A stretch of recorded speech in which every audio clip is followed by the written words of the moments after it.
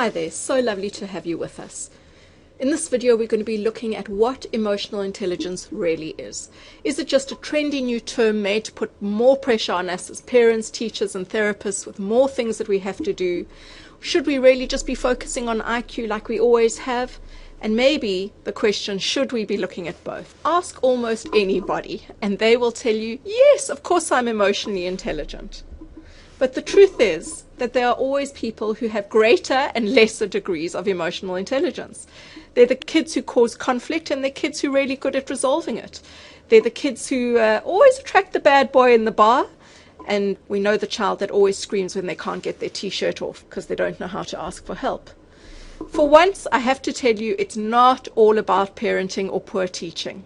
It boils down to the fact that children have different levels of emotional intelligence, and we as parents have a role to play in it, but children also come with their own temperaments. Wouldn't it be wonderful if we could just order some in for our children like we order a pizza and say, I'd like a large dose of emotional intelligence, please, for my child?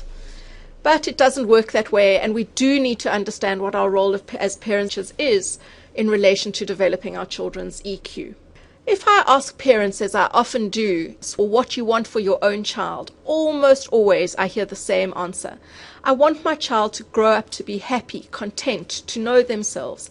The second thing they always say is, I want my child to get a good education so they can make good career choices for themselves and move on in life as they would like to.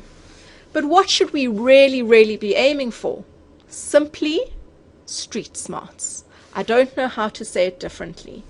We now know that street smart is what will get your child through life happily, well, successfully, not IQ. Street smarts is a simple way of saying emotional intelligence. Emotional intelligence is the real predictor, we now know, of success in the workplace, in life, in careers, in all the choices that your children have to make in their future. IQ is now known to predict only 20% of our success in the workplace. This is known as the threshold factor, the thing that gets you through the door, that gets you into the college that you want to go to. IQ might get you through the door, but it's EQ, or emotional intelligence, that keeps you there. EQ is the differentiating factor. Emotional intelligence is now known to be the chief predictor of success in life.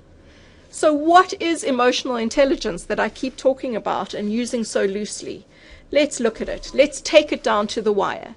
EQ involves 4 stages of development. The first stage of development is self-awareness. How well I know myself, my feelings, my thoughts. If an angry adolescent bursts into his or her room and says, I'm so angry, and slams the door in your face, what they really might be is quite sad and disappointed that you've said no to them about something. Perhaps you won't let them go out past 11 o'clock at night. This self-awareness really would help them to know that they are sad and disappointed rather than angry with you. The second stage of emotional intelligence is how well we manage what we feel. So this self-management is the second crucial part of a child's emotional intelligence development. The third stage, another important and crucial part of a child's development, is how socially aware they are. Simply this means, how well do they read a room? Can they see who the good guy in the bar is versus the bad guy? Finally, the last stage is how well they manage other people. This is the stage of leadership and motivation, a very lovely stage, a very desired stage, but not one that every child reaches. So emotional intelligence then, in layperson terms, is self-awareness and self-knowledge, creativity, initiative, leadership, persuasiveness, resilience, and a very important one, optimism and happiness. For without these, success in life is impossible.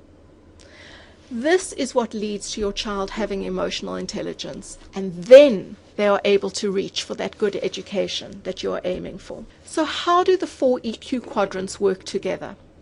If I am self-aware and I know my feelings in all their shades, bad, sad, mad, glad, angry, then I can begin to manage myself, and I can then be aware of you and know how you and others are feeling. And finally, I can be aware of and manage more effectively how others might be relating to me. This is an important part of any child's development. Simply put, EQ is about knowing myself, knowing you, and then managing you. EQ is about capitalizing on your strengths and knowing how to compensate for your weaknesses. In the next video, we are going to begin to understand what is blocking your child's emotional development.